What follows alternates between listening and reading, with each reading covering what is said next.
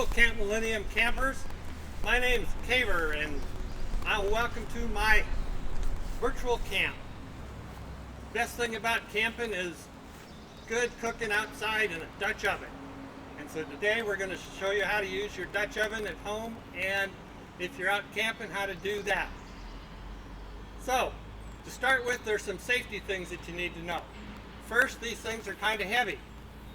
Their 10-inch Dutch oven weighs about 14 pounds. If you drop it on your foot, it's going to hurt. Also, when it's hot, you can get burnt. And so you need the appropriate tools for doing that. When you're setting this up, make sure you're not in an area where you're going to burn something on the ground and start a fire. Very important. I always use an aluminum pan underneath my stuff here, or a cookie sheet or something to put everything on. That way it doesn't fall into the ground, and it makes it very easy to clean up. So, you're going to be using a 10-inch Dutch oven today, and that 10-inch Dutch oven looks a little bit different than what got stacked up here. There's a 12, 10, an 8, a 6, and a 5.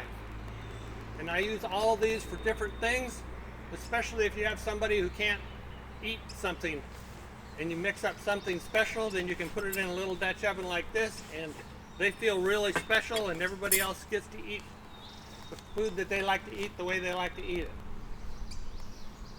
So Mindy has put together Jelly Bean has put together stuff in the box for you, and she selected peaches for a peach cobbler. And so we're going to make that one today because that's one of her favorite. So we'll start out here. So when you get to your box, you're going to open it up and you're going to have your Dutch oven. It should be ready to use right out of the box. If you don't feel comfortable that way, just run some hot water in it, wash it, wipe it out, put a little spray oil in it like this, because that's what we're going to do here anyway. Just spray in some of that. Always a good idea. Or you can use oil, anything like that. Then we're going to take and put in our peaches. So I take the peaches, a big can like this, and I'm going to dump them all in here.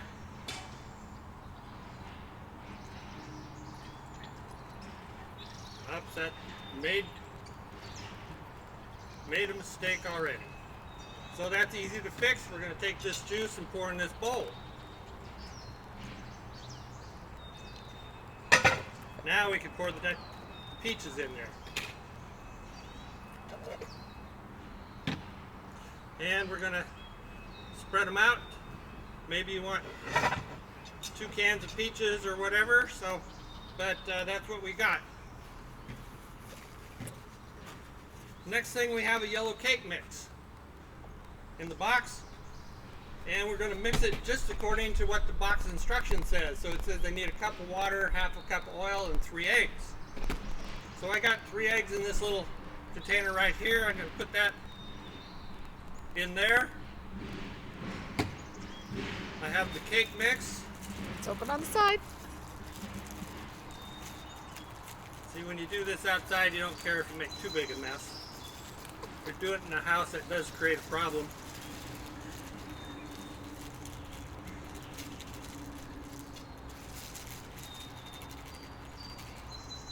See, if you were at camp, you'd be doing this, and I'd be instructing you, and so I wouldn't be making all this mess. You would.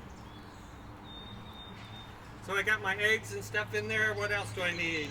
Water. Water, juice. I put in half a can of juice, and so I only need a half cup of water, and I didn't get it here at the table, so I need to run over here and get some.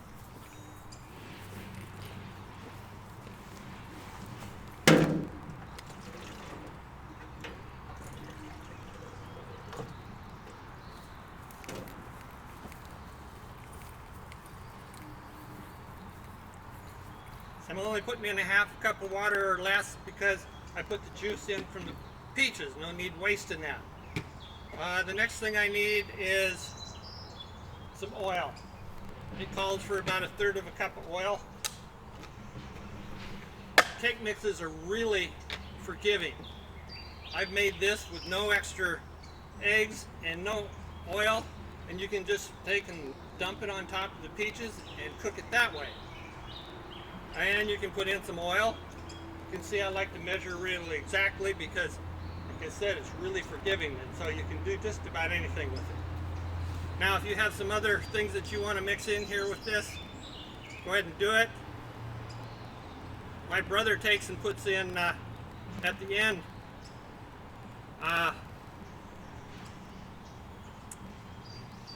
little cinnamon red hots, and after you put it in, get it cooked, everything in the bowl, puts the red hots on top, and as it cooks, the red hots sink to the bottom and leaves little red streaks through it, so it's really cool. So it's fun to do different things, and I always try to challenge myself when I'm doing this and helping people learn how to do that. So the other thing you might want is some cinnamon. And a little cinnamon goes a long ways, and a lot of cinnamon is even better. Now I'm ready to pour this in on top of the peaches, and if I can get Jelly Bean to scrape the bowl here for us so we don't waste any of the good stuff.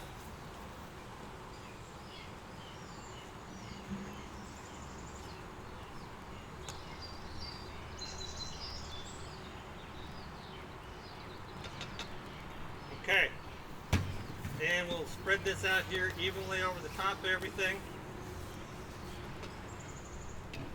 And we're done mixing.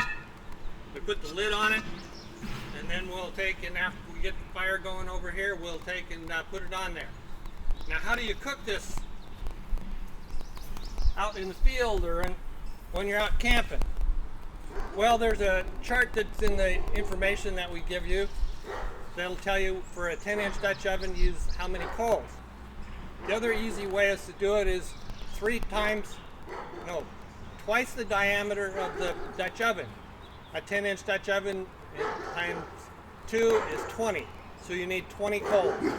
So we put 20 coals in a fire chimney like that.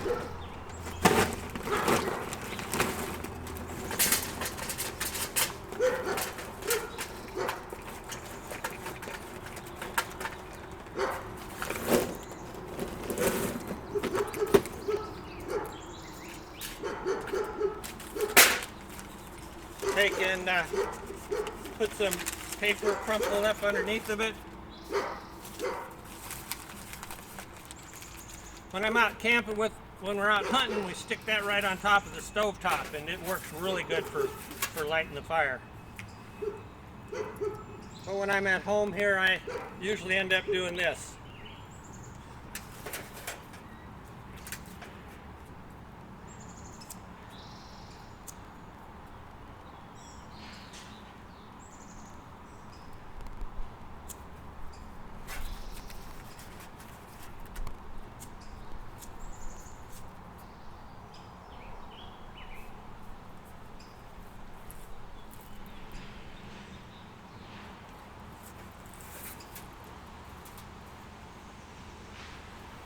Now it's going to take about 15 minutes for the coals to get ready, and so when they get ready, we'll come back and show you how to put them on the Dutch oven and cooking it. If you're unable to cook it in the outside like this, you can take your Dutch oven and put in your regular home oven. Take a cookie sheet, put it on the rack, and then set your Dutch oven on the cookie sheet. It's a whole lot easier than running the legs through the grills and that. And it also, there won't be a mess to clean up if anything happens. So, you set the temperature at 350 degrees in your home oven. We're going to be cooking at 350 degrees cold because that's what the chart says for about 21 Dutch oven, or briquettes on top of our Dutch oven. While that's cooking, the other thing we need to deal with is how do you clean a Dutch oven? And so Some people think they should use soap and water, but most people clean their Dutch ovens with just hot water. You put hot water in, and then you use a little green scrubby pad like this. I think it works about as good as anything else. And you scrub it around a little bit, rinse it out. Then after you get done, you take your can of oil or your oil like this, put about that big a drop of oil, quarter size, half quart, dollar size, in the Dutch oven. Take a paper towel, wipe it all around after it's dry, put it on the stove top or on the heat again and let it heat up so that the oil soaks back into the cast iron itself. If you do this every time, it becomes pretty much non-stick. So Dutch ovens were the original non-stick cooking utensil used by the pioneers and people that before them.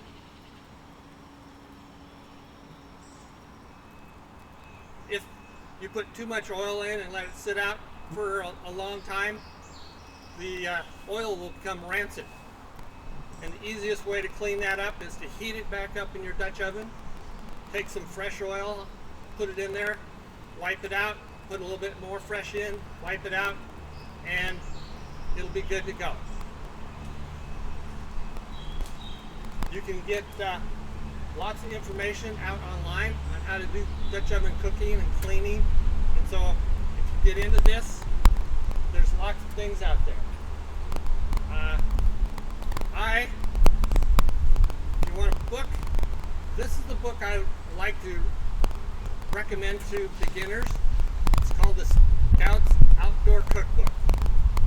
And it has hundreds of different recipes using the Dutch oven. It tells you if they're easy or complicated. It tells you how many coals to put in, what size the Dutch oven you have. And so, if you want something in a paperback, that's the kind I'd recommend. There's lots of other ones out there. I only have about 30 in my cookbook collection up there. So, with that, we'll wait until the charcoals are ready to go, and then we'll put them on so we can start cooking.